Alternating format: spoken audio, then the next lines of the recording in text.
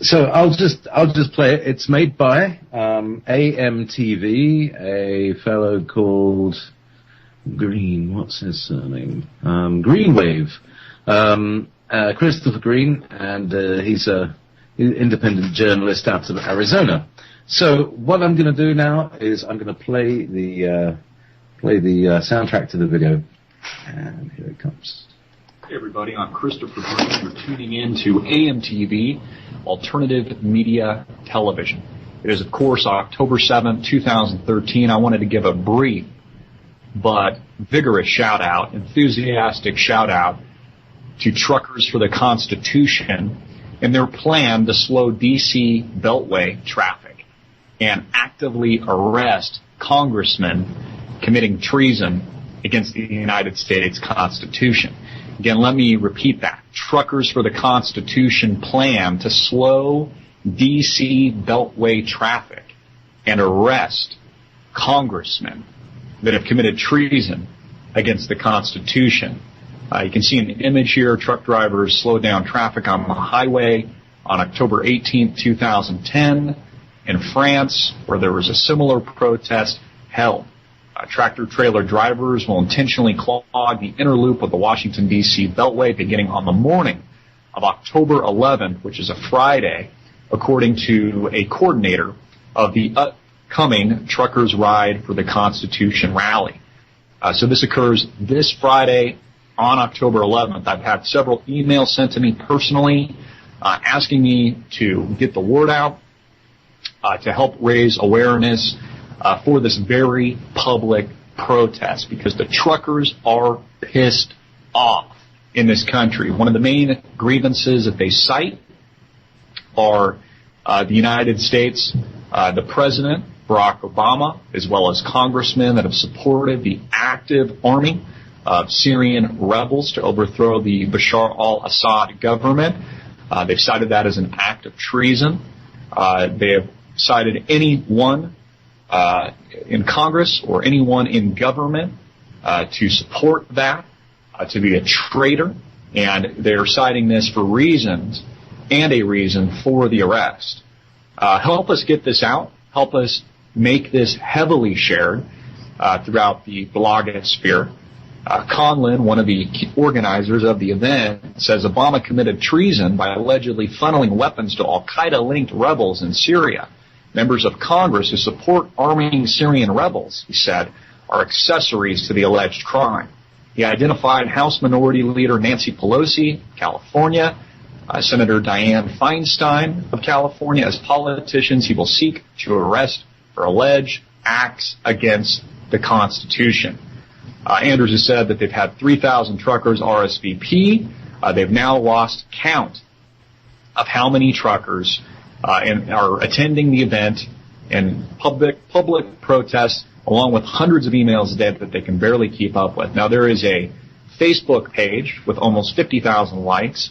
Their original Facebook page was censored and taken down. I don't know if it was Facebook that took it down or pressure from the government, but please like this page, share this page, share this video with everyone you can. Please make it viral. Support our truckers, support the Constitution, support America. And you know what? Americans in Washington in general need to be concerned. The president needs to be concerned. I've read statistics that say that if our truckers stop delivering necessary items like food to grocery stores, it would take about 2 days. That's 2 days before the store would run out and people wouldn't be able to eat. They wouldn't be able to go buy bottled water and everyday necessities. That's how quickly and how dependent we are on the trucking industry and on these truckers that are very obviously angry, some of which are calling for the impeachment of President Barack Obama and are actively seeking to arrest congressmen in Washington, D.C. on October 11th, this coming Friday in 2013. Please get this out everywhere. I'm Christopher Green, hard-hitting and in your face. Make this video viral. Dun, dun, dun, the viral video from Arizona. Guys, my guest tonight, two gentlemen who have contributed in various ways to the Journeys project. And so I'd like to welcome on to tonight's show Jay Larson and Dave Kelso. Good evening, Jay. Good evening, JP. Good evening, Dave. Good evening, Sean Connery. How are you doing? You've been quite the topic of chat conversation. Have I really? Well, I missed it Yes, all, and yeah. I can't get it back on this thing. So, luckily, it was everybody's own. It was all your own joy. I won't be able to indulge in that anyway. And my friend Michelle is also listening. She's new to Wolf Spirit Radio and all of this and the whole, internet radio scene, I guess you could say. I'm sure she's just digging your accent right now, so why don't you give a shout out to Michelle? All right, Mr. Connery, go ahead. Oh, well, actually, I have to say that Mr. Connery is in fact a Scotsman, and I'm not a Scotsman. I live in Scotland. He has got that nice little accent where it's due to as a contraction in the throat. Every British accent is various contractions in different parts of the head. A lot of it is tension at the back of the mouth, but he's got this delightful little lisp when he speaks. So anyway, meanwhile, a big shout out to Rochelle there in the Wolf Spirit chat room. Here we are.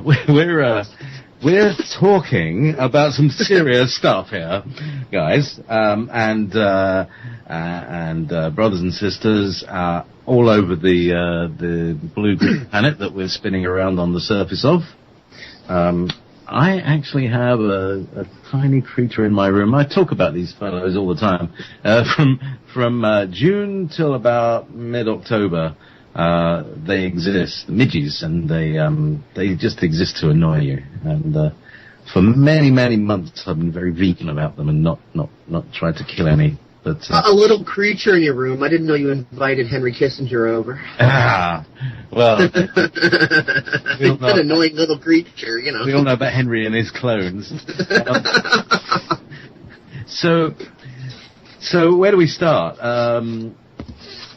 Let's Dave, you posted the video this morning, and yeah, Jay actually brought it to my attention, so I think I'll let Jay start off with his perspective, because him and I were talking about it before the show, and there was a bunch of things he was saying about it. So I talk too much all the time anyway, so this gives me an opportunity to shut the hell up and let someone else do the talking for a change. So take it away, Jay.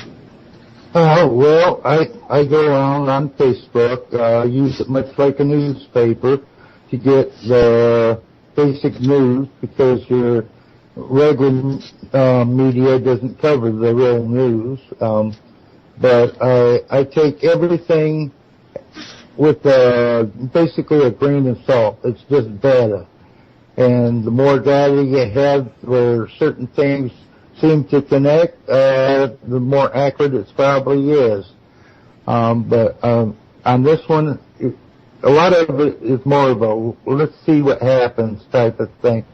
It could be people just trying to bring up certain attentions that Congress hasn't been acting or behaving very well, and they're going to put an end to it.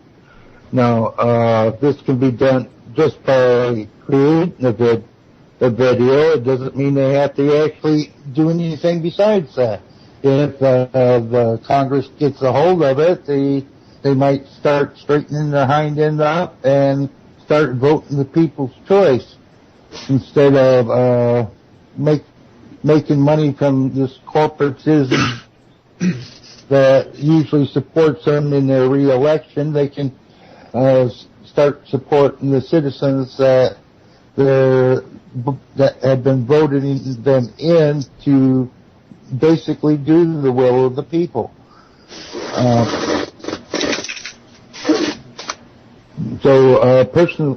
Personally, I keep it at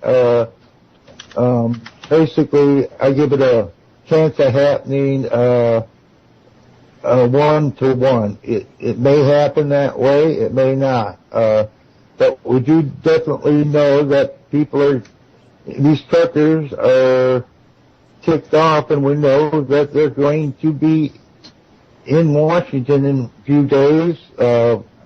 They could do anything from just parking their vehicle on the Beltway and, practically seal the city off to opening up the national parks and national monuments that have been closed the last few days because of government shutdown. So it's an open event. In the last hour and a half, we've been trying to get a hold of this Christopher Green, and we left messages. We haven't got a call back yet, but I noticed that he has that Greenway radio show tomorrow night. I don't know the exact time, but it might be worth listening to that show. They may impart a little bit more information. Either way. What would you say about that, Dave? Well, I'd say you make some very good points. I mean, like, on one point, obviously, I personally would, love it if, 500,000 frickin' truckers just kind of peacefully stormed in and, just made their, citizens' arrests, and, the police, at that point had better either be on board or get out of their way. And I see no reason why that sort of thing couldn't be done, completely peacefully. I mean, I don't see why it would have to resort to, violence or anything else. I think it could all be, a very peaceful process and, drag these people into, a court or whatever and, proceed from there and start to rein this corrupt government in. On the other hand, it's like I try to be as objective as I can possibly be, and I definitely see a possibility here that I definitely can't deny, that how the elites always love to play their little silly games with us and their false flags and their psychological warfares and misdirect us, and they laugh as we're their chattel, and they can push and they can prod, and we jump when they say jump. Well, somebody out there might be trying to start a precedent to where it gets proven that we could do the same thing, that all we have to do is make a profound enough statement and put out a video get them jump when we say jump, and get them nervous and kind of turn about as fair play and payback's a bitch. So even if it's not going to be a literal arrest, it might set a precedent for pretty much everybody, just open season on mind screwing the Illuminati, basically. Where everybody will start bombarding the elites with their own little mind games, and maybe we'll dish them back what they've been dishing out to us. So maybe there is not going to be any physical arrest. Maybe the truck will just go through, and the truckers will be like Nelson sitting there on The Simpsons going, "Ha, suckers," and that'll set a precedent for everybody to just start screwing with them, and maybe they'll end up all resigning out of just pure post-traumatic frickin' stress disorder, because everyone's constantly shooting all this, disinfo their way. Not disinfo to misdirect the people, but, to put the elites on edge, turn about as fair play. But then again, it could be actual arrests. I mean, I have to look at all these possibilities objectively. I personally don't care which happens. I mean, whether they actually drag them out and arrest them, or whether we psychologically warfare them into resigning, or whatever the case is. I mean, I don't really care. I'm not biased for or against any particular methods, as long as the people are developing methods to where we're not just sitting there expecting our selected misleaders to, do everything for us, and as adulthood becomes a state of extended adolescence, and that, people are actually using discernment and critical thinking and their imagination and creativity and starting to swing this holographic illusion of so-called physical reality more into the direction of sovereignty. So whatever way we can get more and more there, to that point, I mean, I'm all for it, and anything that can be done peacefully and non-violently, I'm all for it, because they don't know how to handle non-violence. If you're violent, they know exactly what to do with you. But if you can handle this through intelligence and through strategy and through psychology, then, rather than, totally open violence, because they'd love nothing more than a bloody civil war or revolution or whatever. It gives them an excuse to get out all their toys and confound and confuse everybody and send everybody packing against each other. But if we can do everything calmly, then that'd be great. I'd also like to recommend a video by, there's a channel called Storm Clouds Gathering, or was it Rising? I'm pretty sure it's Gathering. The title of the video, I think, is Revolution, an Instruction Manual or an Instruction Guide or something like that. Anyway, the person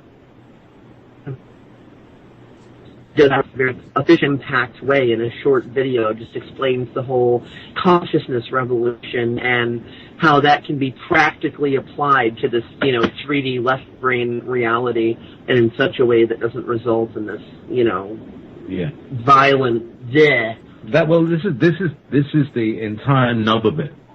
The revolution isn't a bunch of people with weapons.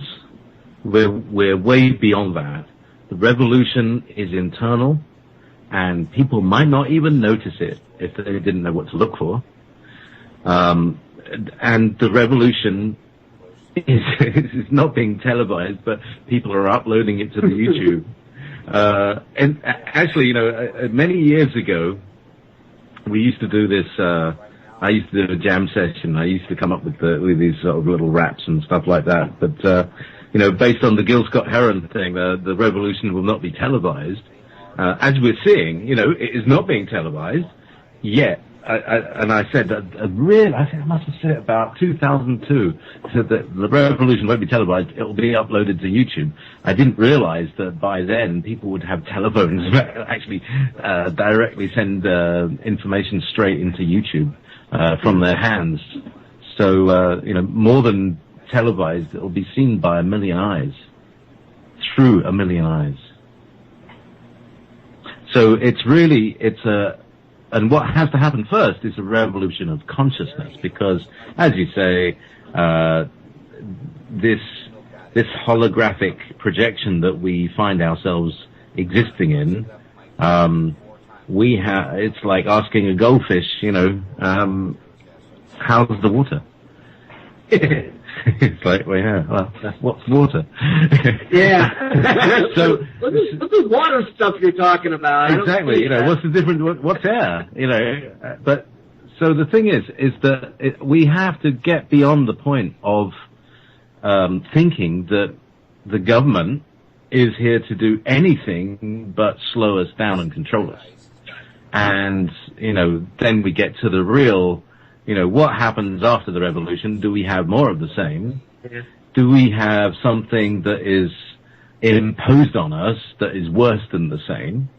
Or do we throw away all the same old stuff and start actually working with systems that are organic and follow the laws of nature? And what I mean by that's what that guy says. Well, in the video and book.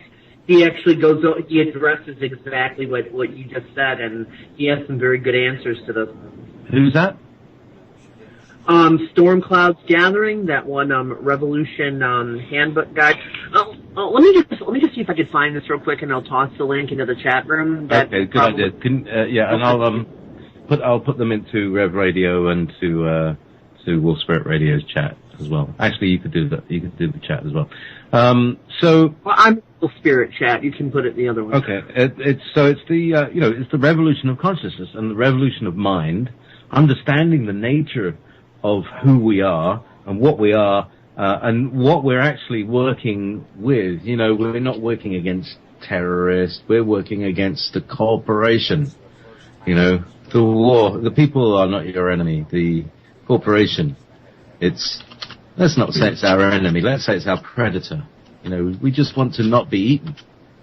I got an even better one. Corporations are just tools, and there's people that are running these tools. So, think of it like fire. Fire's neither good nor evil. You can cook your food with it, or, you can burn the crap out of yourself with it.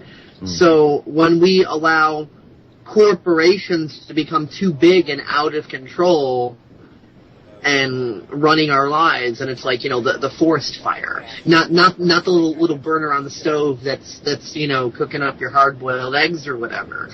So we the people need to realize that we have allowed these things to, get out of hand because, the educational system, which literally is based on neo-Nazism, by the way, people can look that one up. But, basically, it narrows our minds so that we don't see the obvious hiding in plain sight. Because everything is admitted out in the open. Hell, even look at the word governmental. Governmental. Mind control. And it translates the exact same in Latin, too. Well, yeah, a governor is a little device that you have on an engine that stops it overrunning, overspinning. So it's there to put a cap on things, to slow things down if they expand too much, because the government doesn't want the people's consciousness to expand too much.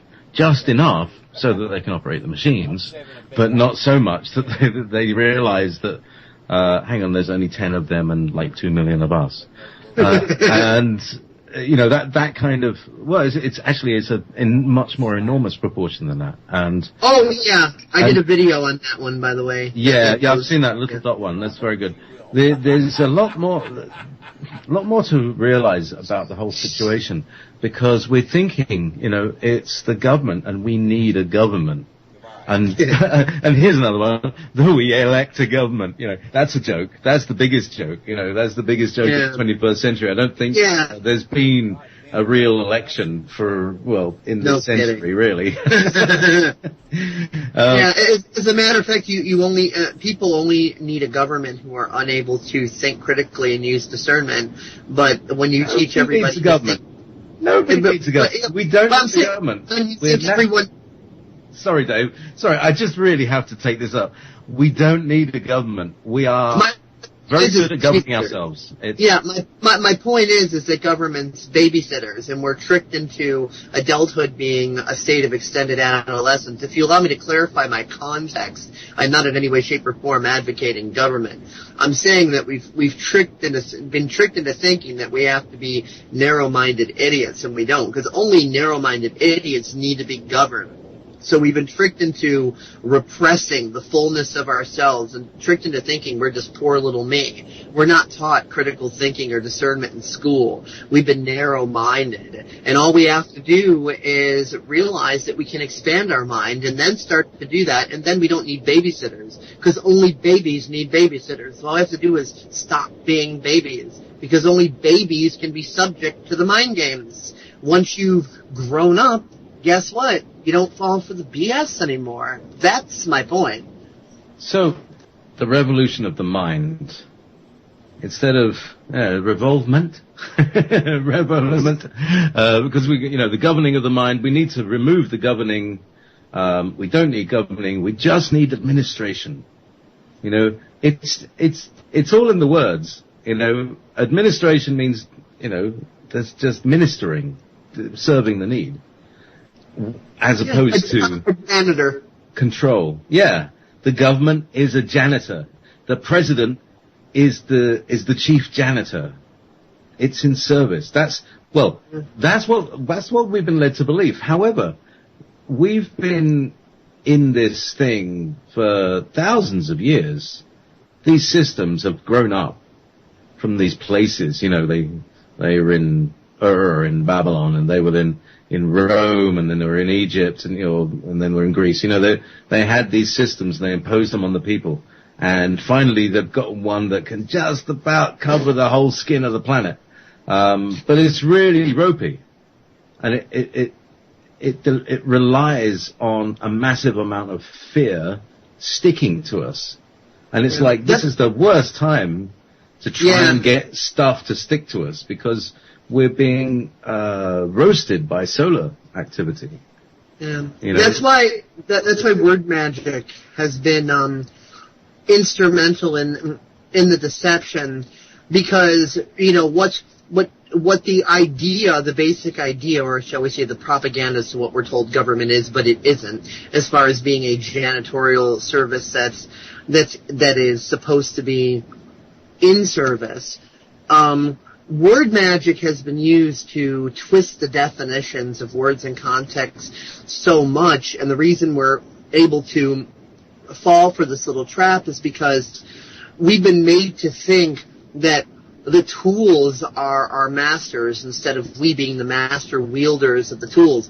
Like, how many people say, yes, my career profession is computer technician. How many people own that like that? Nobody. They say, I am a computer technician. I fit in the societally defined and labeled box of computer technician. I have to conform myself to it. I am a gender. I am an age. I am a career profession. I am this. No, you're not any of these things. You possess these things, like you own a shirt, you own pants, you own the chair you're sitting in, you own your furniture, you have possessions. These things are yours, but they don't own you. And we've been tricked into thinking that these things own us. So we try to conform to the ideal of what that is, as if it's a box we have to stuff ourselves into. And he who controls, or she in some cases, who controls the label and the definition, controls all who believe in it. So we become slaves to the tools, and that's how they've caught us in the trap. That's just my perspective. So, slaves to the tool. Obama is a tool, by the way. He's a major tool. Apparently there's a mole in a certain position. But anyway, according to my informants. But talking of tools and talking of the mind, this is where I'm really going to, is to bring in another level of this. Now, these guys are using energies that are generated from the worst of human behavior, of murder and, putting into states of fear, and they use that energy. It's like Monsters, Inc. But there is plenty of natural free energy that doesn't have that same karma attached to it. And this is where I'm getting to, because this is your field, Jay Larson. So the revolution will not be televised. The revolution will be internal. Where do people look inside of themselves, and how can scalar technology help? Well, basically, scalar technology is basically quantum technology. That's where, to put it bluntly and shortly, it's basic understanding that we don't live in a time matrix. It's all an illusion, because everything is in quantum superposition, and it's what we believe is what actually happens. So basically, when we observe something, it actually condenses down and becomes solid. There's nothing really solid there to begin with. Also refer to the double slit experiment in the documentary What the Bleep Do We Know? Yeah, well, it's all a quantum illusions that we think that there's time to begin with, and basically that's all they've done is program us on what we should see. You know, and once you decide, well, hey, this is an illusion and it's not real, that I can have, if I really concentrate on it, I can have anything I want because it's all an illusion and everything's in superposition. And all the things I have done also shall you do, and greater still than these shall you do. Jesus Christ, the Book of John. So, that stopped the conversation a bit. Meanwhile, back in scalar technology, and scalar waves are generated by creating electromagnetic waves and subtraction through the configuration of the coil. The shape of the coil, what it does, the way the coil is wound, it cancels one half of the wave out, leaving the other half. Now, as is my wont, and I always remember, I always forget the right way round, where there's two things, you know, if it's left, if it's right, you know, I've got this thing. And so, for instance, I can never remember which one is yin and which one is yang. I mean, really, really stupid stuff like that. And Stillings is always saying about oscillating motors. So, a scalar wave, J. Larson, is a electric only wave or a magnetic only wave? It's both. You can have both. It's what it is that you're having both polarities being played out simultaneously. In other words, you're having things happening in an instant. Everything is happening together at the same time. That's what a scalar wave is. Everything's happening at the same time. Right. In other words, you got a negative charge, but you got an equal and opposite positive charge that is being generated at the same time and occupying the same space. And you don't have time constraints on the energy. The energy moves at superluminal velocities, which is a fancy way of saying that it's running faster than the speed of light. So presumably it's held to the speed of light because light has a magnetic component and this one has less of a magnetic component. Mm-hmm. So it's more slippery, less sticky. Well, actually, the only thing that travels at the speed of light is light. You can basically travel over the speed of light as a solid matter. You could travel over the speed of light or under the speed of light, but you can't travel the speed of light, or you'd just be an electromagnetic wave. So turning ourselves into an electromagnetic wave and becoming light enables us to travel. However, that's a little different from the topic of where we're going with this, although it does tie in that what we're talking about is, again, that we live in this holographic universe. We're in a program somewhere and we're kind of stuck in the corner and we don't realize that there is an exit door. And the exit door is that which we have been programmed to not look at, you know, whether it be evil or terrorists or this or that. This is the direction we need to be looking in.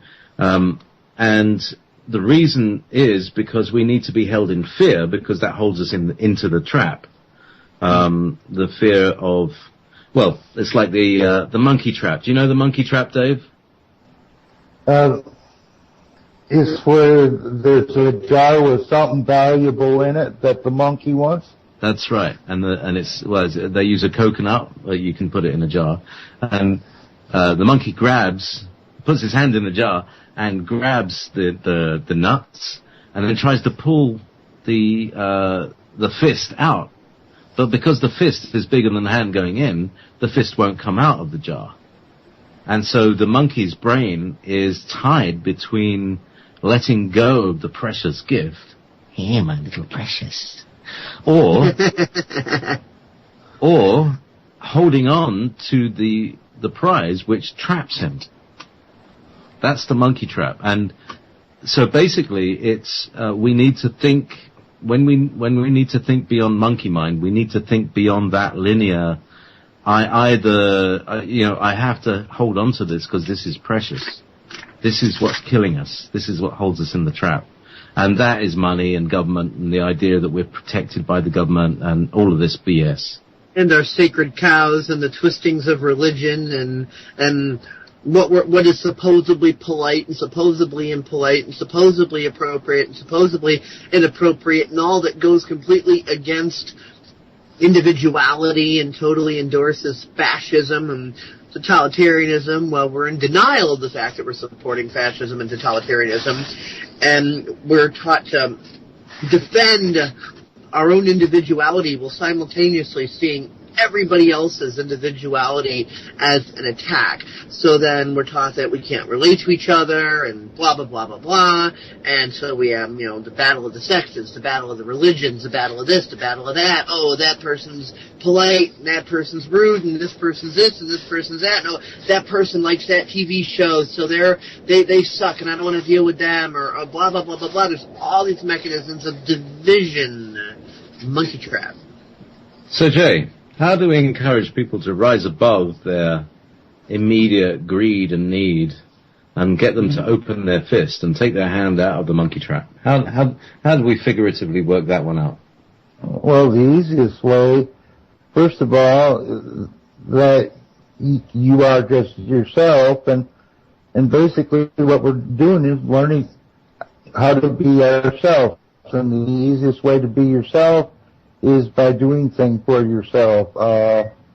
You basically do things that you enjoy doing, and basically what that does, it changes your focus. You're not work. First of all, you keeping your vibration at a more optimal, higher frequency level, and it allows you to explore things that you wouldn't normally explore.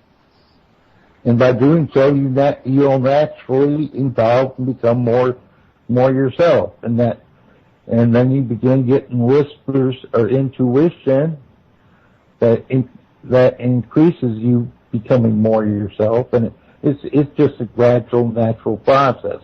You don't really have to work at it. All you got to do is basically do things that you like to do, express what you like, and it's like being a child again and just going out and playing and having a good time. It'll cause you to focus on having joy instead of worrying about things that you don't even really need to worry about. I agree. As a matter of fact, David Icke has a really good analogy for exactly what's going on. Because we, as little children, we're born being able to be ourselves and know all this and do all this. So we need all this time and money and resources and all this put into this so-called educational system, which is nothing more than Nazi propaganda and entrainment camp. And these mechanisms which hold us down, he says, to imagine a fish tank, like, a standard, 10-gallon tank or whatever, and it's filled up with water. And there's a ping pong ball, and it's floating on the top of the water. Well, imagine if you take your hand and push that ping pong ball down to the bottom of the tank. That is the hand of the totalitarian state. Our natural, automatic state is to be ourselves, naturally, and be in that knowing, and be in that wisdom, and be in that intelligence. And if the totalitarian state lifts up its hand, even for just a moment, that ping pong ball will rise all the way back up to the surface. So being ourselves is more of a matter of allowing. Because we've been trained to build up all these emotional and psychological and core belief system walls around ourselves, which are the hand that keeps the ping pong ball down. Everybody thinks they have to go out and get something that they don't have to somehow learn how to be who they're supposed to be, and they're not realizing that, everything is happening automatically. Who you are is trying to happen automatically. The universe functions automatically. Kind of like you don't have to turn a crank to keep your heart pumping. It just, it just does. So it's all a matter of learning how to tear down the walls that we've been trained to put up, so that automatic us being ourselves thing that's just automatically happens can just be allowed in. Break down the dam and let the water flow. So, how do we... basically, it's not really about breaking things. It's more about, I think, dissolving things so that things become integrated. That's what a solution is, isn't it? When you have a liquid and a solid, and you add the liquid to the solid, and the solid dissolves and becomes a solution. But it's all language semantics again, because one context of a breakdown, a dissolving of a solution, is a breakdown of one thing into another. So there's truth being colored by perspective once again. The easiest way to do that dissolving that I've learned, really the only way to do that dissolving, is at your own pace and in your own way. Allow yourself that, enjoyment of the journey rather than being in a mad rush to the destination. Because we're taught to be neurotic and think that, if we can't plant a tree seed today and have a 40-foot tree tomorrow, that we've done something wrong, we've done something naughty. We have all these unreasonable expectations of ourselves, and we think that somebody else's pace, somebody else's way is the right way. But really our own pace and our own way, that self-exploration and just enjoying the environment around us, metaphorically speaking, that non-rushing, that observing what is for what is and taking things at our own pace is the way to do that. And to understand that people will operate this at different paces, and if someone can operate at a faster pace than you, that doesn't mean they're doing something more right than you, or that you're doing something wrong or better than you, because your pace will pick up as you develop the neural networks to, support what you're looking to do. Biology is automatically what it is. Neurology is what it is, and as you practice, you will develop more neural networks to make things easier on yourself, just like how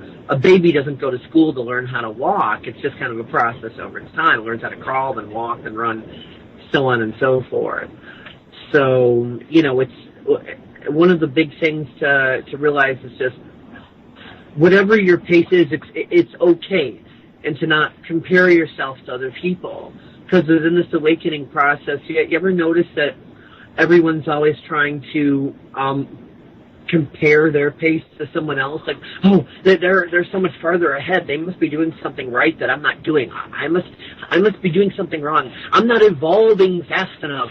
I'm not ascending into 5D fast enough, or whatever silly expectations they put on themselves. They're comparing themselves to everybody else and beating themselves up. It's like, no, everybody's got their own path, their own way, their own pace. It's all good.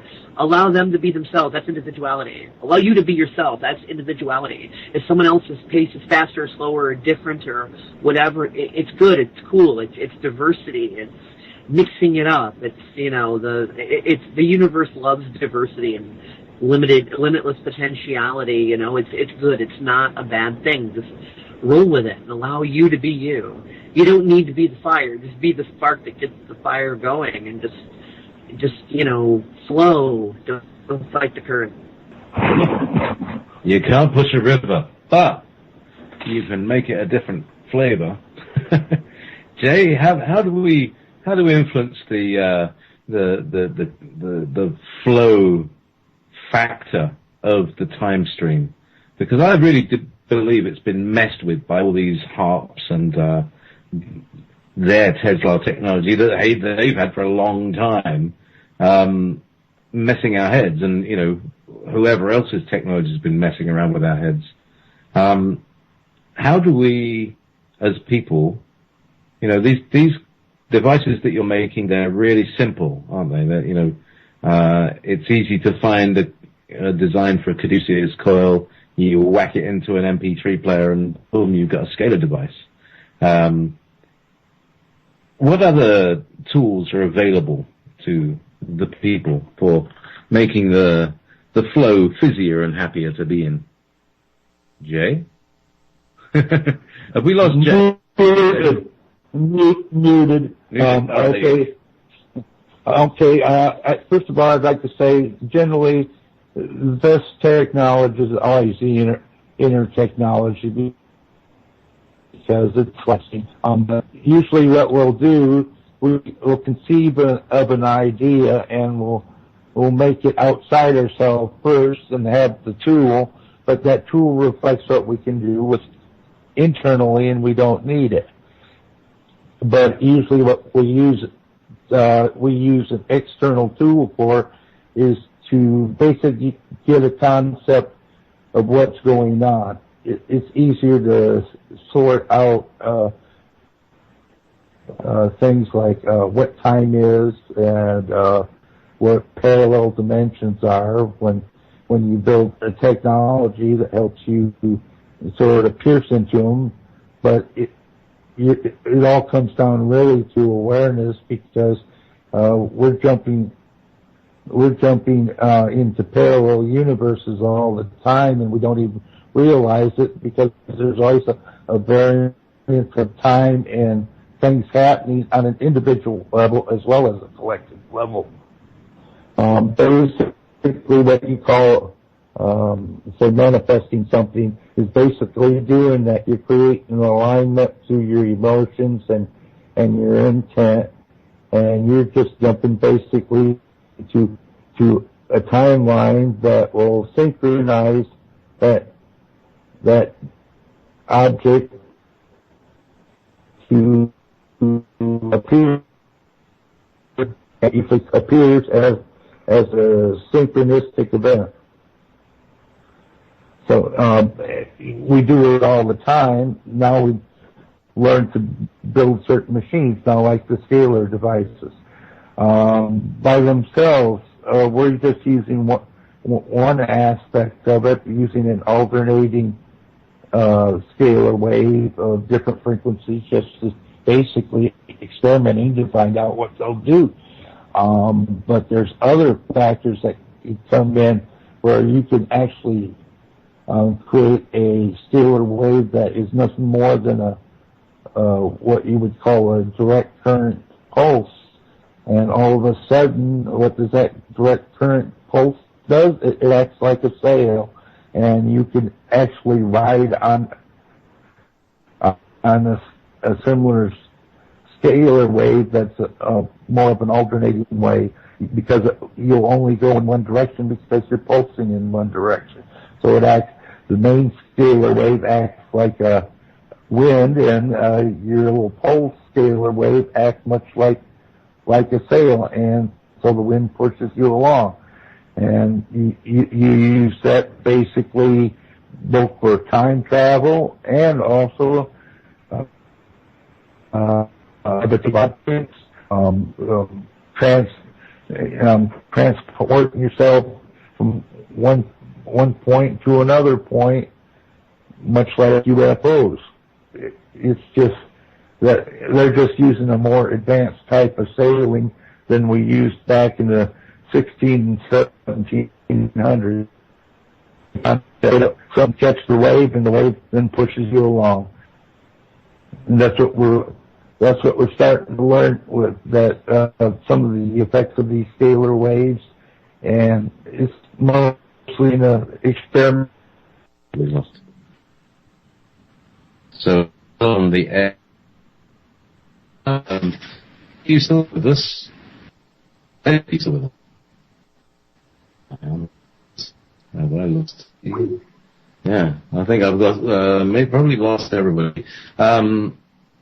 In that case, I'm going to call back. Yes, we're back on the air. So welcome back there. Something happened to our Skype. This call got completely mangled. While that was happening, I just got this in, and so we've got 3,000 truckers are planning to descend on Washington D.C. on the 11th to protest the NDAA's infinite detention without trial provision, as well as to raise awareness of what they perceive as continued Obama administration support for radical Islamic factions in Egypt and Syria. Despite the near mainstream, my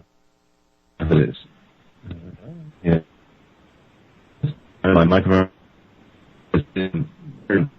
Dave Kelso, are you with us still? I am now. Oh, I called back in. Wow. The whole thing had dropped me off. I posted it in the chat room. Apparently you're looking there. Welcome back to Journeys. And apparently people are perusing my DeviantArt gallery and posting my link. People who might want to follow this up. So chuppy. Yeah. It could be solar flare. Can you hear me? I'm hearing nothing. I can hear you guys perfectly. Okay. 1, 2, 3. Okay, we're back now. Yeah, we're getting dropped randomly at different places. I hope that I'm still on the air, we're working towards it. We're going to be taking a break in a few minutes, and so we'll try and recreate the call as we do this. But there does seem to be some issue with the internet, as there was a little bit last night. When was it? Was it around that time? Well, no, it was much earlier in the evening. So we'll see how we do, and hopefully we'll make it to the end of the hour, and then down to the next hour. We'll be discussing more things. I'd like, if anybody would like to come in and give their take on what people could do in their time. If you're not, you can cut trials on 3,000 people. We know there's 30 million of you. What else can you do? Okay, we're having some serious dysfunctions. I keep getting nailed off. Not offline or anything, but off of this call. Off this call. I know, it's very weird. Anyway, I'll call you back in a couple of minutes. Here comes the break. Don't go away. We'll still be back. Yes, it's Journeys with JP. Tonight, it's 9 p.m. Eastern Time, Atlantic Time, and, what is it? 6 p.m. Pacific Time. We're talking about a truckers' march. Not really a march, truckers' convoy. What do truckers do when they get together? You know, it's like, is there a collective noun for truckers? So like a murder of crows and a school of fish. So my guests tonight are Jay Larson and Dave Kelso. So who wants to jump in with the next fragment of this large topic? Yeah, it's amazing that all these things are happening as the powers that were are starting to lose their money, and they're running out of money basically, and they're putting stops on the government and punishing the people by these foolish acts, what they're doing with the national parks. So they're just waking up all kinds of people, and we're going to make it happen much quicker, because when they put the screws to us, people wake up. You know, you start to wake up out of the dream state that they have us in, because they're trying to use punitive things. They're trying to use these misdirections and false flags and everything, and it's starting to backfire on them big time. And now the people are, by the way, they've been behaving since the shutdown of our government. They're based all these punitive acts against the people and the states. The states are starting to rebel from the federal government and decided to take their own course. And the people are waking up as well. And now with this trucker thing, we're going to help bring a lot of it, so to speak, to a head. We're going to throw the ball back in their court, and we'll go see what happens. So, using scalar technology, we're not actually, it's like I said, we're not using the intent to cause harm to anybody. In fact, it's quite the opposite. It's the intention to make everybody happy, which is our natural state of being. It's like the ping pong ball at the top of the floating on the top of the thing of the water. We're that light. So it's really kind of like going back to that same analogy is we're dissolving the hand that is holding us down, allowing us to float up. Hey, Dave, Jay. Oh, definitely. First of all, we're getting to a point we've had enough, and we decide not to be in fear and loathing anymore. We decided to have enough, so we're taking responsibility for things that are happening, so we decide to make changes. And that's why things are happening now, because everyone started to make changes, because they're tired of government. They're tired of all the lies and deception. In fact, government is actually helping us. They don't realize when the NSA monitors everyone in the world that the Illuminati are being monitored by them too. So what happens when government falls and we get all those records, and we can find out who criminally did this and did that, and we'll just put them away where they won't cause any more harm. They're producing the structures for their own end, and they don't even realize. By their fear of not got to know what everything we're doing, they're included as well, so they're supplying us basically with the evidence, because their phones are being tapped like everyone else's, their emails are being read, so their whereabouts are being watched by the same satellites as everyone else, so they're supplying the means to their own end. Well, as long as we are on internet radio, and as long as we're having more than just a little bit of fun at the expense of the Illuminati, I am going to give you something in just a moment, JP, that is rather short, and we're just going to have a little bit of fun with it, poking some fun at the Illuminati here. Now, where in the heck did this go? It's a little parody thing I made a while ago called a special message from the RIAA. I think we all know who the RIAA is, right? No. The recording industry assholes, Association of America, the multinational corporation pretending not to be. Oh, the copyright claimers. Oh, they're part of the Vatican. Yeah. Anyway. Yeah. The copyright Nazis. Needless to say, I am about to slip you a link For an audio, it's very short, and I would just like to like for you to play that right quick, seeing as when you play things through, it actually sounds better than if I were to do it. And then I'll provide the link in the chat room afterwards. It's real short. It's like spoofing like one of those like short little radio blurb public service announcement things, but this is just making fun of the RIAA, and there it is. And Americans especially will be able to relate. Oh, okay. LegalMusicSearch.com. This is a public service message from the Recording Industry Assholes of America, a greedy multinational corporation. When you illegally download MP3s off the interweb, you are committing copyright infringement, which is against the law. We will find you, you criminal scum. We will have our way with your 12-year-old daughters. We'll play intern with your college student. We will break your disabled uncle's legs off.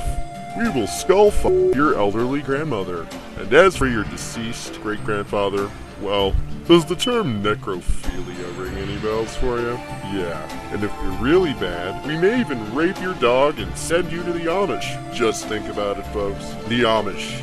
No phones, no cars, no lights, and certainly no computers. You won't be doing much illegal downloading then, will you, you criminal scum? So just remember, folks, give us all your money, even though we charge too much. For our inflated music prices, yes. And do not illegally download from the interwebs, because we will hunt you down and kill you. This has been a public service message from the Recording Industry Assholes of America.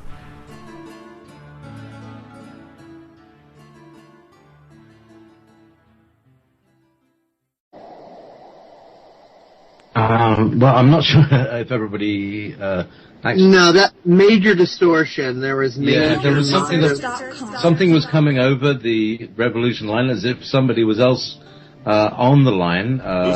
Is anybody dialed into the Studio B thing who shouldn't be? I should only have 3 people here. Or did Jay forget to mute his microphone and maybe it was causing a feedback loop or something? No, it wasn't feedback. It wasn't feedback looping for me. I had my mic all right. mute at the time. Well, anyway, Dave, if you post that into the chat room Yeah, that would probably be best. Weird. I mean, your original playback with the trucker thing came out clear as a bell. Yeah, but it just seems something's happening at the studio level. It's like there's a speaker on a mic open or something like that. I don't know why, because it shouldn't be happening, but it is. Well, either timeline and frequency shifts are screwing with technology, as sometimes can happen, or the powers who assume they be do not particularly appreciate our particular brand of humor and are expressing their concerns. Well, I turned my scalar wave off. I had the 200 megahertz scalar wave on, and it may be causing differences in frequency that could be interfering with the... Is appreciated. We all do this for absolutely nothing. We put in loads of content per week. Dave is schlepping his kishkas out to deliver to you a high-quality audio radio system.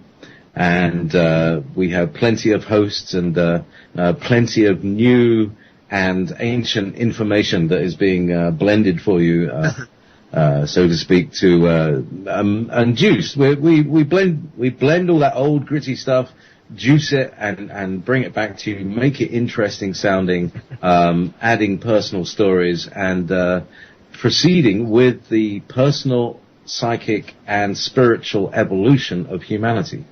Yep, and JP, we mustn't forget that on WolfSpiritRadio.com, unlimited access to the archives is only $5 a month. Only $5 a month will give you some of the best programming material that you're likely, well, in fact, deprogramming material that is likely to As a matter of fact, hopefully y'all have a really, really good, fast internet connection and a huge hard drive, because there is so much of it. Your brain will just implode in a cosmic orgasm of consciousness when you just see how many terabytes of files that actually know, not porn, radio archives. Just how much is there? Yeah, it's how can we put this? It's a sort of it's like the opposite of pornography, because pornography draws you in, and this kind of is like, how much more of this can I take? But at the same time, it's food for a very special part of us that has been starved for a very, very long time. And I just am so stoked and unbelievably happy to be part of the movement that is bringing this information out to the people. And the other thing is that we haven't been killed yet. Which is well. It's always a good thing. I mean, I always kind of refer to these sorts of things as kind of taking a form of spiritual fibercon, because I refer to paradigm shifting as paradigm shifting, and I've made several humorous graphics to that effect and so on and so forth, because when you're in one mode of consciousness and then you shift to another, I mean, for all of you who are in the chat room, and if Rochelle hasn't nodded off yet, she can also attest to conversations that her and I have had, to where just one little tiny piece of information just like leads to a domino effect, just this explosion, this expansion of consciousness. It's freaking amazing. The tiniest little piece of knowledge can change everything you know. Like how much, like the knowledge that the Earth isn't flat. You know, that has inspired so much technology. I mean, 95% of what we know as, just normal everyday technology and knowledge wouldn't even have ever been invented if we all thought that the world was still flat and there was an edge of the earth to fall off of. So if one little tiny piece of technology, one tiny piece of information can profoundly change everything you ever thought you knew and your perspectives on everything, what do people think that gigs and gigs and gigs and gigs and gigs and gigs of archives from the Little Spirit Radio archives are going to do? Take it slow. You don't want your brain to shatter, because it might. Yeah, well, I mean, it's quite, and it's interesting. I was just listening to the show that I did with Rob Potter and Cobra the other day, and one thing stuck out from me from what he said, which was, if you just got to do what you do. You can't, I mean, whatever it is you like doing, do that, and I understand that, because that gives you, it's driven by love. It's not driven by fear. You know, if you think, oh, I've got to go out and earn money because I've got a massive mortgage and I've got the kids and I don't want to let everybody down and all these other things, then you're going to, it's going to put you in a position that you hate doing.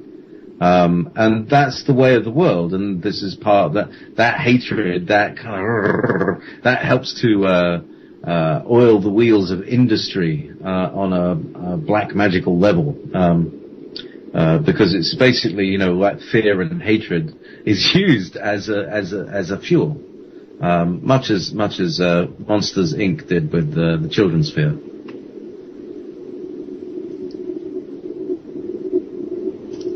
And the neat thing about these talks and stuff, they set fire to your imagination, and you're only limited to what you can imagine.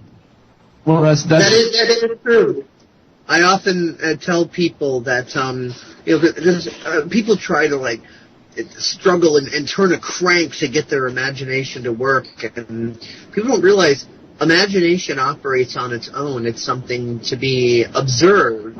let it do its thing, kind of like you let your heart beat. Let imagination flow through you. Don't try to grab it by the neck and choke it. There's no neck to grab. You'll just be fighting with shadows. Observe your imagination. It's a right brain thing, not a left brain thing. When people try to calculate their imagination, they're calculating nothing based on assumption, based on bullshit, based on nothing. They're not getting anywhere. Just let go. The imagination works on its own. Just observe it. Allow for those limitless potentials. Allow for that expansion to happen automatically. You don't have to turn a crank. Well, like you said, it's just like the ping pong ball analogy. It's just our natural state of being is independent and sovereign and essentially free to be who we are. And it's really, I think I see the way of the future is a kind of combination of Native American family structures and attitudes towards the land. I think that it's very important that we have that kind of attitude, because it does preserve the land many, many thousands and thousands of years longer than we've managed.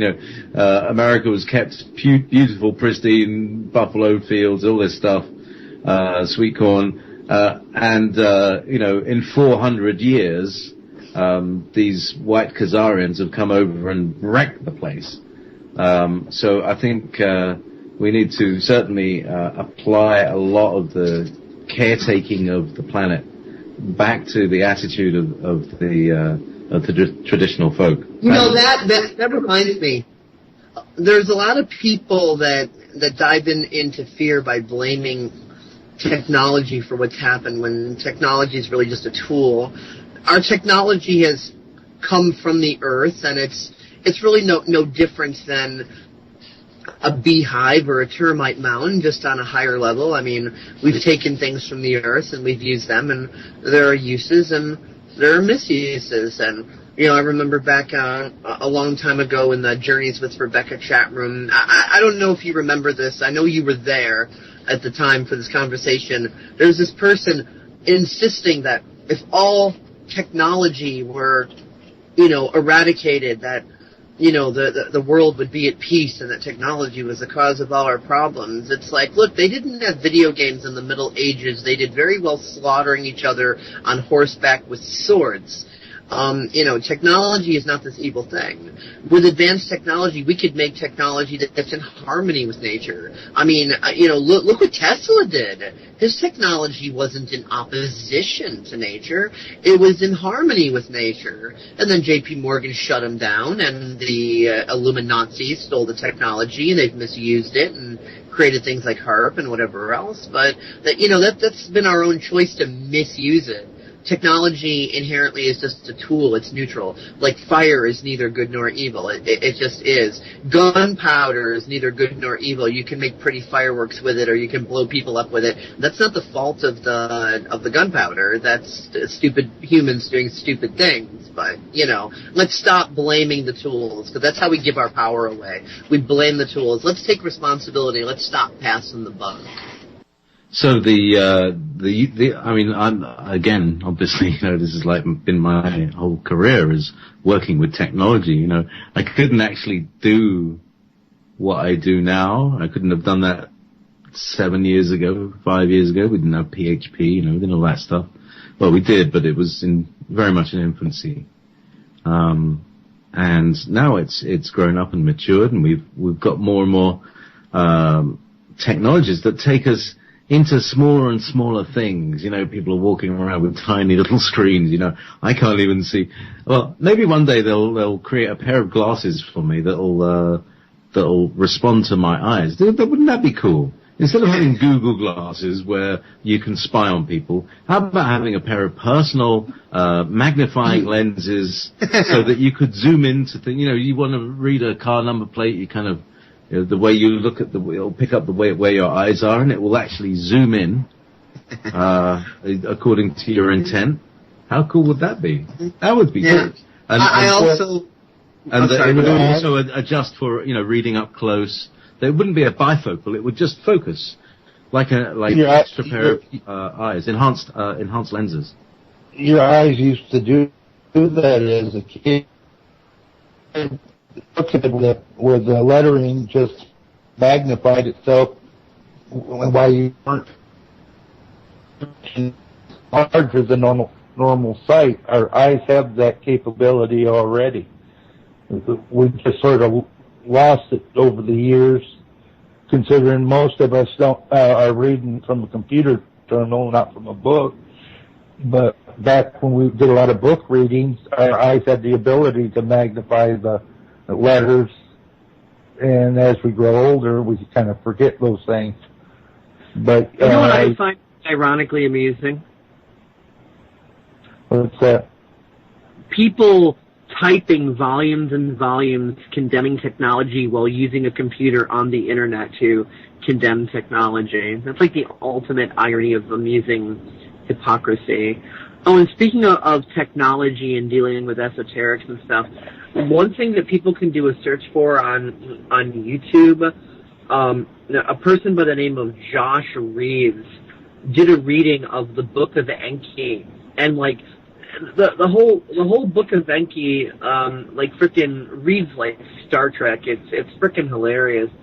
And of course, the way Josh Reeves reads it, he's just got this politically incorrect sense of humor, and he's just cracking jokes about the whole thing, and it really expands the mind, and it's funny. But I swear to God, it's like you've got Enki landing on Earth, and he whips out his little frickin' droid phone with the LCD screen, and he's doing stuff, and it's like, oh my God, it's like, he's got Verizon or something. It's just hilarious the way the Book of Enki is laid out. It's just like totally relatable to 21st century perception, whereas even 15 years ago, no one would be able to reference it. But this day and age, it's just easy to click it into, oh yeah, they're talking about technology. Isn't this funny that this is coming from Sumerian records that are thousands of years old, and it's talking about frickin' LCD screens and files and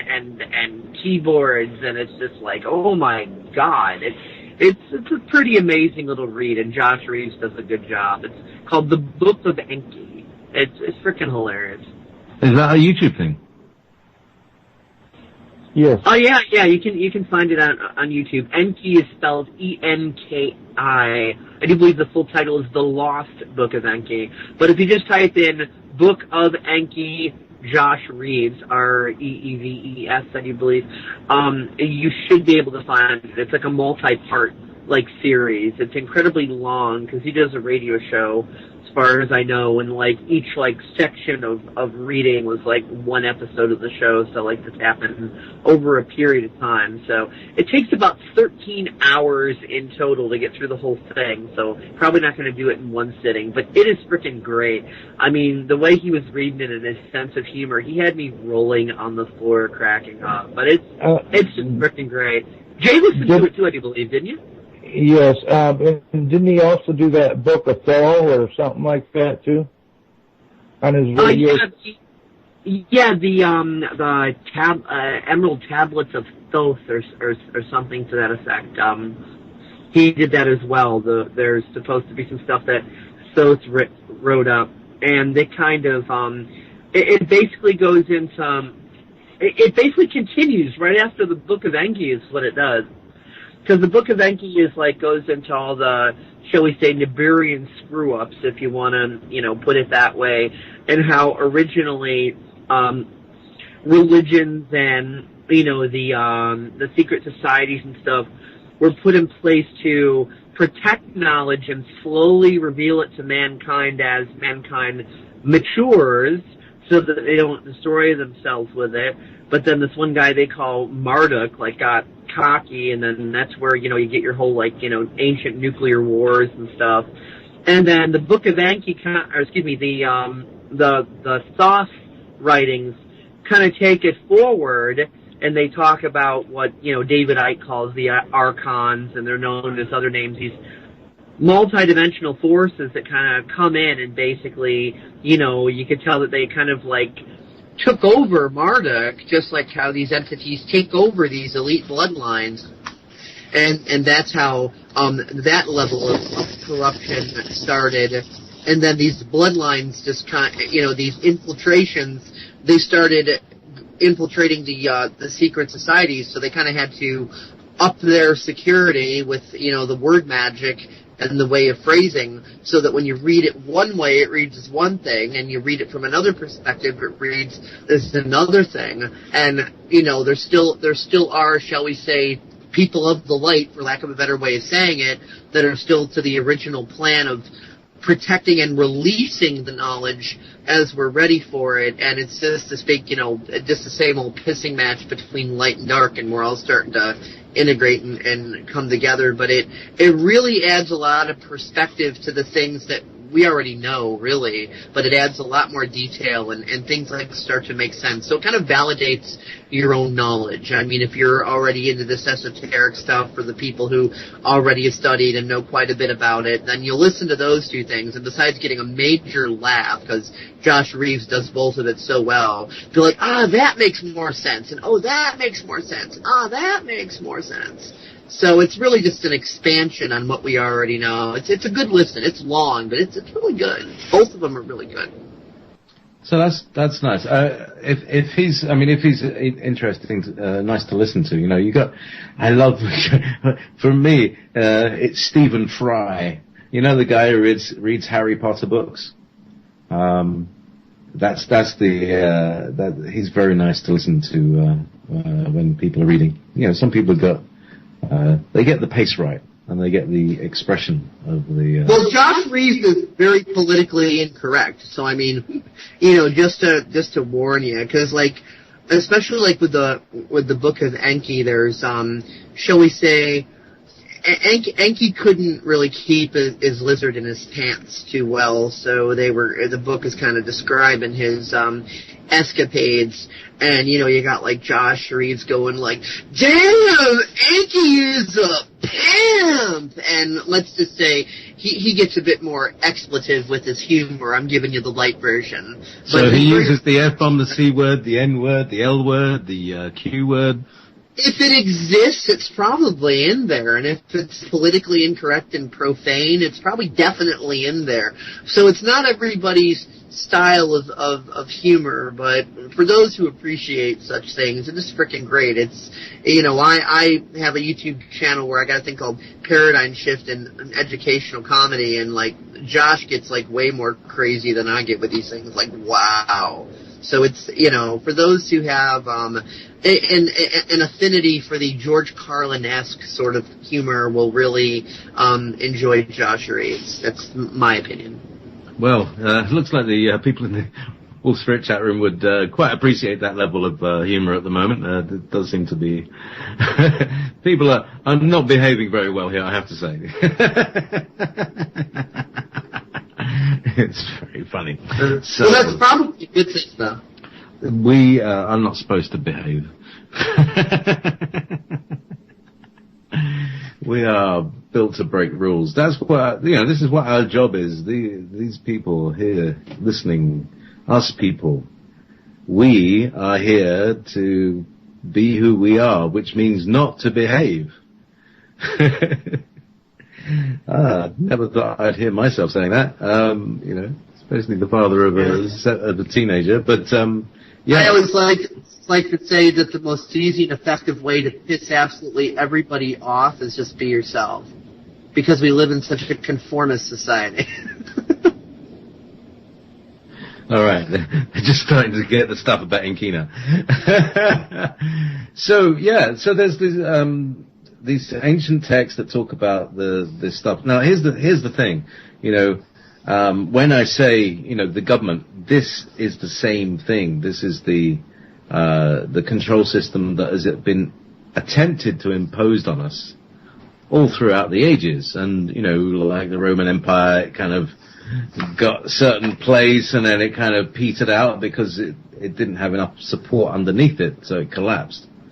Because you can't support a lie forever. You can only support it, like they say, you can fool some of the people or some of the time. No. You can fool, can't fool me. No. You can fool some of the people all of the time, or all of the people some of the time, but you can't fool your mother. We have so many places today that the cabal is overextended, that they're just, in a way, they're kind of hoping that the whole structure survives, because it's like fake it till you make it. They know that that's a rule. That's a rule of the universe. You fake it till you make it. It's like what Jay's been talking about. And I'll bring Jay in a minute to talk about how we can do this with the higher consciousness intention exercises and things like that.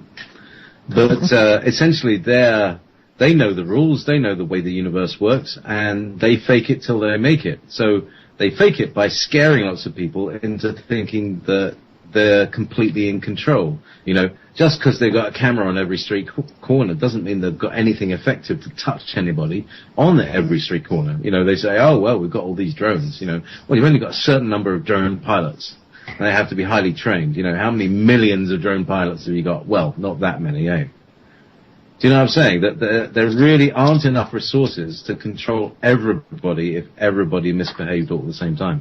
Yes, that's very, very true. And the worst thing is their own technology is putting them in their prison, so to speak. Well, the thing is, when you try to control another, the problem is you have to react to whatever they do. And in a way, that person that you're trying to control controls you. Because if they do something, then that causes a reaction in the ones that trying to control. So they're basically being led just as much as the government believes that it's doing the leading, but it ain't, because it's reacting to what the people are doing. Hey, I just found something for you guys. There is a graphic I did on my Facebook page that was kind of, poking a bit of fun at Josh's humor about some things that was discussed in the Book of Enki. And within the description on that, I also include a link to the playlist that, to where, you can check out the Book of Enki and all I'm talking about with that. So, I'm going to post that in the chat room right now. So I just wanted to, put that out there verbally here, that I'm about to be sticking that in the chat room. So anybody wants to see my little humor graphic there and get the link at the same time, so that later on, if they have 13 hours to kill and they want to spend the whole thing laughing and learning at the same time, that information's about to be available for them here. Okay, I'll go back to shutting up now. Take it away, Jay. You ever notice little kids already know that when a person's trying to control them, they're actually sending energy to them. So if you ever notice, when a parent is trying to control some children, the children seem to get in more fights and stuff because it draws the parents in, and they actually absorb the energy from the parents.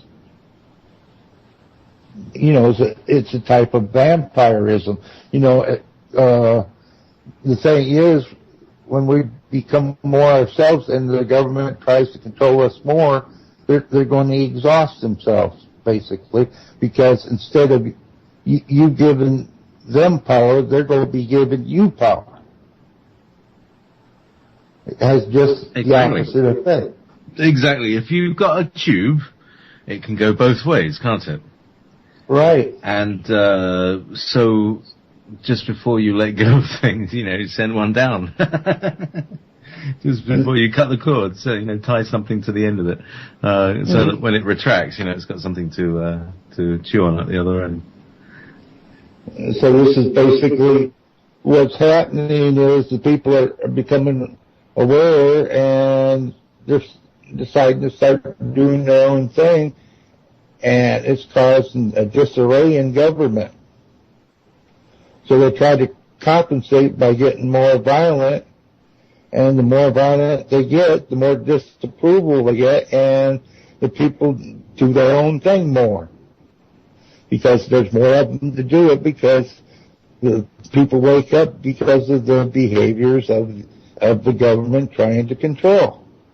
And the more they try to control, the less control they have. That's right.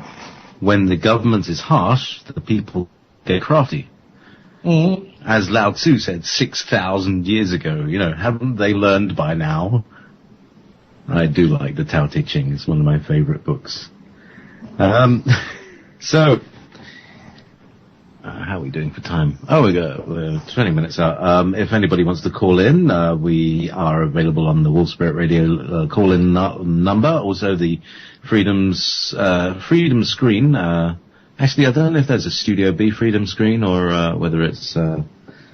But you can definitely get in through Skype on wolfspirit.switchboard and 17756575973. Or indeed, let's see, now how do I do it? Did I go last week? Yes. Got it, here we go. Area code 310-421-4053 is the Studio B specialized call-in line. And you can call in straight into this conversation and join us. We're talking about what is going on the weekend, really, which is the beginning of... I think this is definitely a beginning of the turning back. The time when the tide turns. When it's suddenly, like you were saying, Jay, earlier, about if you're trying to control people, you're sending energy their way. You're oppressing means that you're pressing. So it takes a lot of energy to do that. And at some point, the source of your energy has to dry up. It's a natural law. And so when that does happen, then whatever you're trying to push, i.e., if you're trying to hold the ping pong ball down at the bottom of the fish tank, it's your strength will eventually go, and the ping pong ball will naturally rise, and that which naturally would have happened anyway starts to happen anyway, and the whole thing snowballs, and the system of control becomes a thing of the past. Mm. That's the theory, isn't it? Yeah, and you have all these power addicts up there with no fix. Call in now. 1-900-JOURNEYS. Adult consciousnesses only.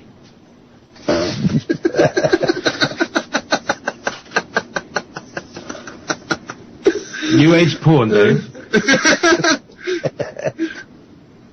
Yeah. Come and have text with an enlightened being. Yeah, joy porn.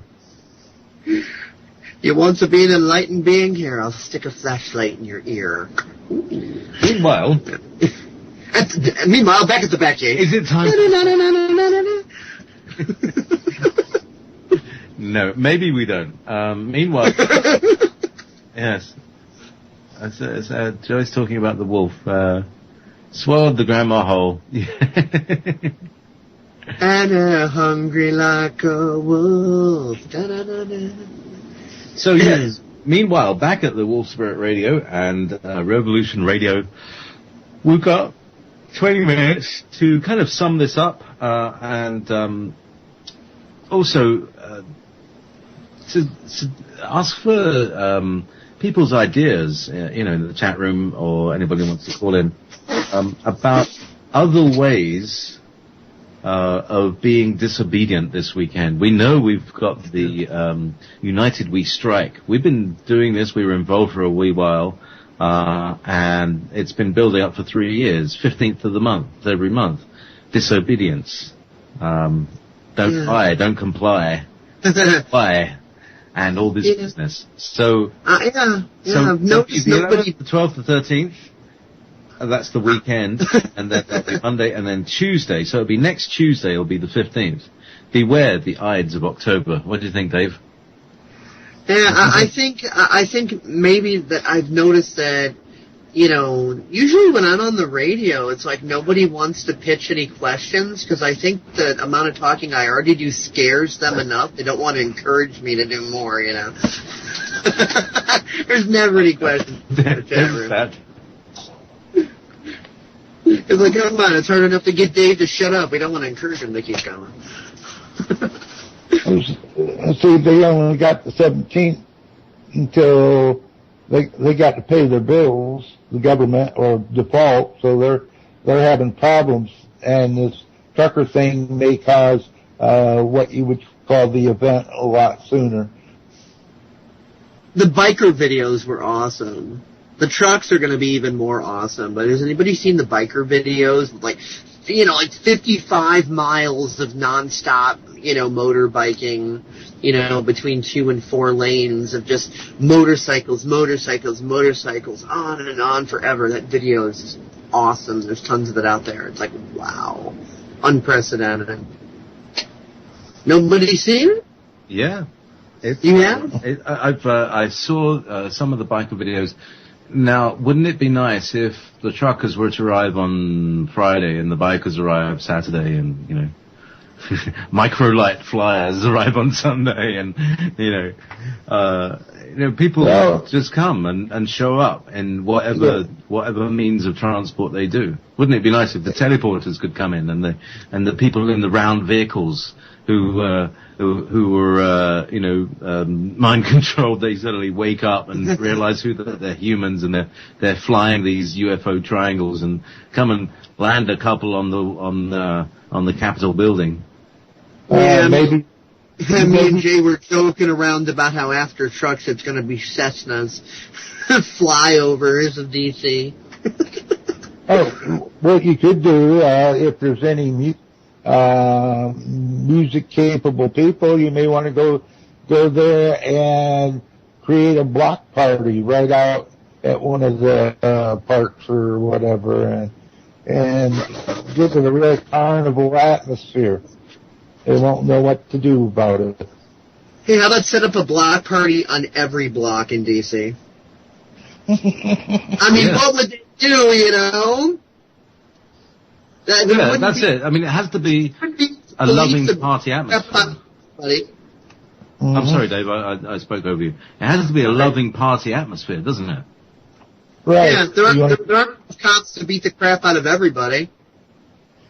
You got to make it joyous and fun. It's the new form of play. We're going to play in that. As we play, their realities will collapse underneath them because they're taking everything so seriously, and there's nothing really serious. That's right. That's gravity, and gravity is just so six ray age. Gravity is so last year. My God, the chat room, it's like Little Red Buffy Hood, the Wolf Slayer. It's like, what the hell are you people talking about? Then she cut off his head, and the wolf, Grandma, and Little Red Riding Hood decided to form a non-hierarchical alternative community. What the heck are people smoking, and why aren't they sharing? Of course, then again, you could make it a national picnic day, and everyone take a picnic basket and go out there and have a good time. Maybe a little bit of a lizard roast. Here, lizard, drop the chalupa. Tastes like chicken, doesn't it? Yeah. So does rattlesnake. You could buy a box of Dunkin' Donuts and go out and tease the cops. Yeah, I saw that. That was so funny. Was it the Spanish protesters? And they had a little fishing pole, a bit of string, and a donut. Yeah. That was so funny. That is the level of humor that you need to work this with. It's just totally humiliating. It smells like Monica, tastes like Obama. What?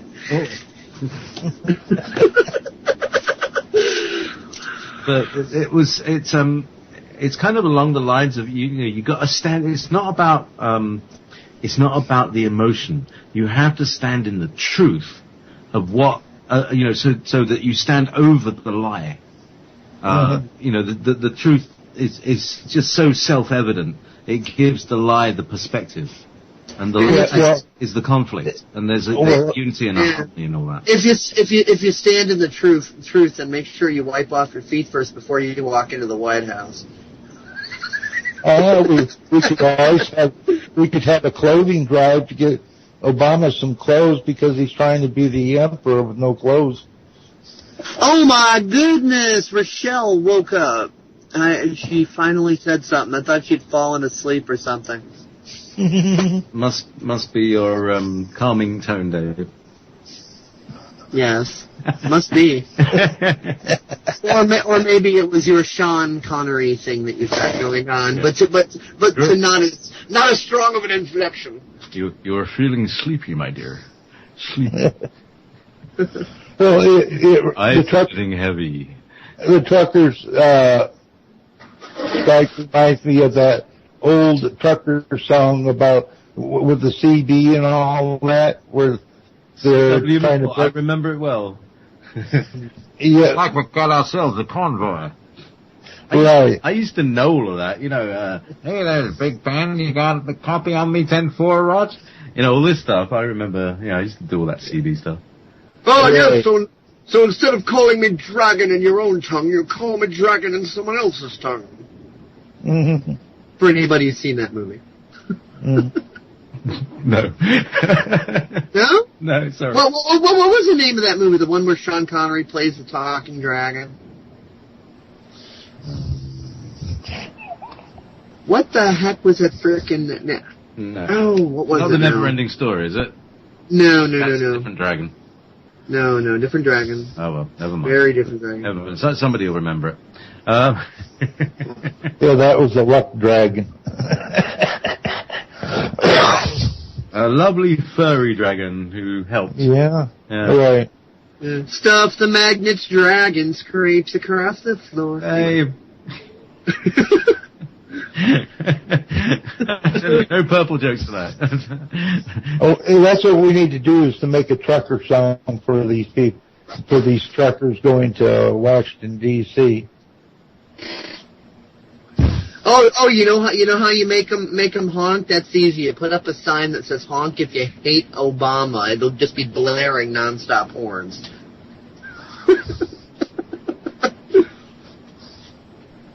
Although, we have to remember, it's not Obama that's the problem, it's the government itself. And it's not even the government itself, it's the controlling hand above that we in our complacency have given permission for them to bend us over and screw us in the butt. Well, I think they built us to be bent over and screwed, really. Well, it's a chicken and the egg sort of paradox.